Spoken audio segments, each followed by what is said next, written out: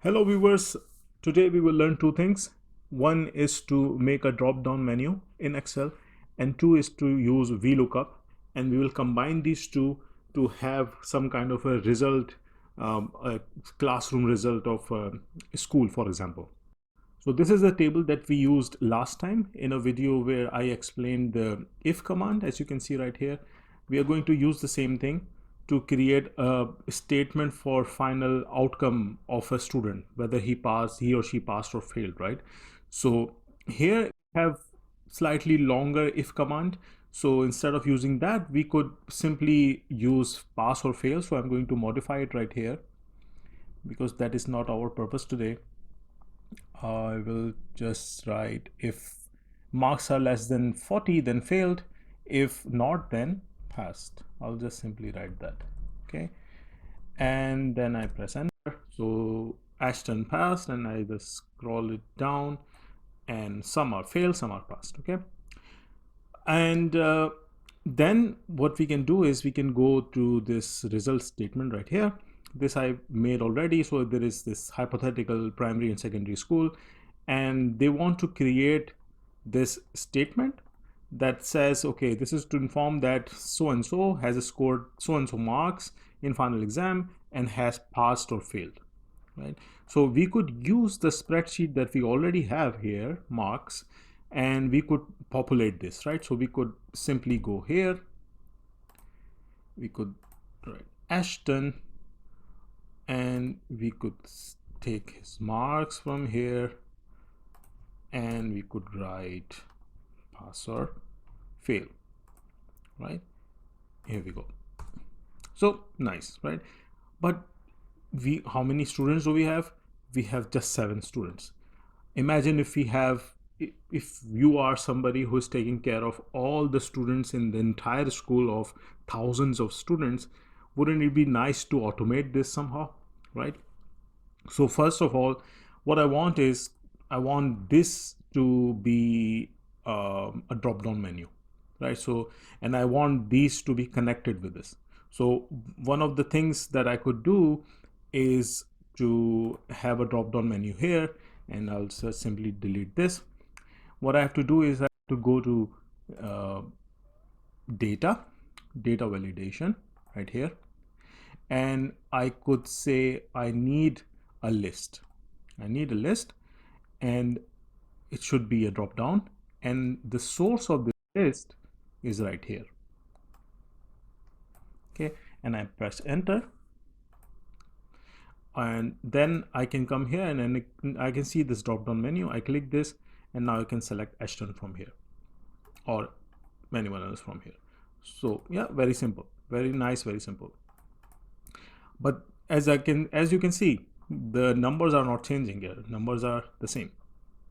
So the longer way to do it would be to create an if command. So if command would look here that if this cell equals to Ahmed, then take his score. Otherwise, if this is equal to Ashton, then take Ashton's value, right? But then it's possible, it's doable, but it's not that efficient. What else can we do? We can use vlookup, right? What does vlookup do? We take vlookup, and it looks for the lookup value. We need a value against Ashton, right? Or anyone here in this list, any of the students. So it looks for that particular students that you have selected from the drop down menu. Looks where? Looks in the table. So I have to select this table. You can see that it is asking for an array. This one right here, it says we need an array, right? So we select this array, this one, then comma, and it is asking for, okay, now let's say that you selected Ashton. VLOOKUP will come here and look for Ashton. It found Ashton right here. Now in front of this, it will look for your desired column. So do you want passed or do you want marks? I want marks. So the column index is, I selected the entire table from this to this. So we have 3 columns here. I have to start counting from the first column that I selected, not this one. This one is not in my selection, right? So as you can see from here, I'm saying B1 to D8. So I'm starting from B1. So B is my first column, and I want marks from the second column. So I will, in index column, I will say column index, I should write 2, because this is the second column. The value in the second column is what I want once vlookup finds the name of the student. After defining the column index number, what we have to do is we have to define whether we want approximate match or exact match. Since we are dealing with text, it is preferable that we go for exact match. So if there are slight changes in the name, like Ahmad with a column or something, then Excel might pick up the wrong number. So we select this one, false, meaning that we need exact match, and then we select enter. So Ahmad has 70 marks. That's true, right? And let's select Aisha. Aisha has 35 marks. That's fine. But the problem is that here we know that Aisha failed. But here we are saying that Aisha passed, right? So we have to also fix this. What we can do is we can, because we are looking at the same table, we can simply copy the formula from here, paste it here, and then modify it. Only thing that changes here is this: the same table that we defined before is also looking at the same student right here, but the difference is that it has to look in column number 3 rather than column number 2, because pass or fail is mentioned in column number 3. So we change it to column number 3, and then we enter, and we can say that poor Aisha failed, right? So let's check it again. We select Ashton. He has 85 marks and he passed. Let's check it again. Sarah, 20 marks, failed, right? So all this is selected. So in this video, what we learned data validation and drop down menu like this. And also we learned the basics of VLOOKUP, how to use this selected value to get data from this small table right here. I hope that this was useful.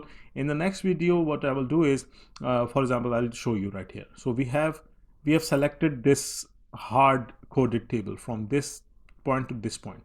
What if I add more people right here? If let's say I write Ali, and I write 67 and passed or whatever, will it appear in my drop down menu?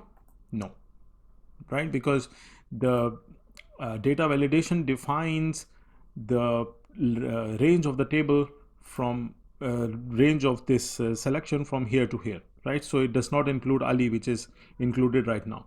So if we want, so this is what we call a static list. If you want this list to be dynamic, so that if I add more data points, then it updates automatically, then we can use a dynamic drop-down menu list. And this is what I'm going to cover in the next video. It use indirect function and also address function, slightly more advanced, but I think it will be very interesting and you can learn something new. Thank you so much for watching.